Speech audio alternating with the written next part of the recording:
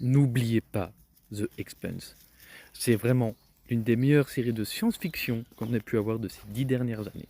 Parce que bien même qu'il y a Foundation, For All Mankind ou encore Severance, 3 séries d'Apple TV+, n'oubliez pas The Expanse, qui était sorti d'abord sur Sci-Fi, qui a été sauvé par Amazon Prime Video, et qui, même si la dernière saison est frustrante, reste l'une des meilleures séries de science-fiction de ces dernières années.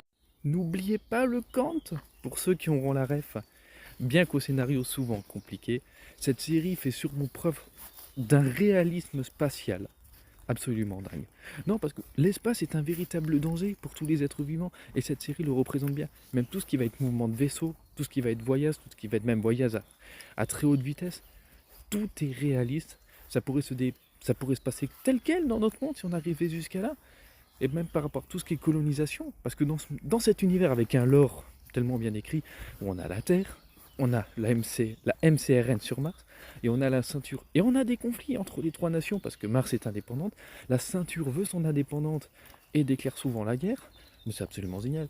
Et même si le scénario, comme je disais, peut se passer compliqué, parce qu'on commence d'abord avec la disparition de la fille d'un ministre, pour arriver à une molécule extraterrestre qui est carrément capable de créer soit des hyper-êtres, qui survivent dans le vide spatial, ou soit carrément un portail permettant de voyager dans d'autres systèmes solaires.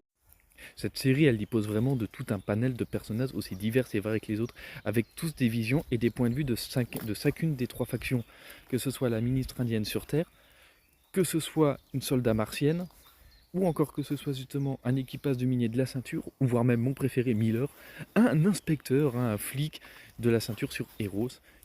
Et bien que les trois factions, elles vont souvent se croiser, interagir entre elles, même des fois que les trois points de vue n'en deviennent qu'un, puisque tous les personnages sont ensemble. La plupart du temps, malheureusement Miller restera pas longtemps. Et aussi parler que bien que la dernière saison a été frustrante et assez décevante, parce qu'elle a un petit peu recé pour apporter une fin à la série, même si les romans, il y en avait beaucoup plus que ça, il y a encore 4 romans derrière. Malheureusement, la série a une fin, manque de succès, dommage. Il faut dire que la saison 4, celle de l'exploration d'une nouvelle planète, ça a été ma préférée. Parce que là, on parle dans de l'horreur cosmique, carrément, dans cette saison, qui est absolument géniale. Et j'en profite pour parler de l'un de mon personnage absolument préféré, la capitaine Drummer de la ceinture. Faut que j'en parle dans d'autres vidéos.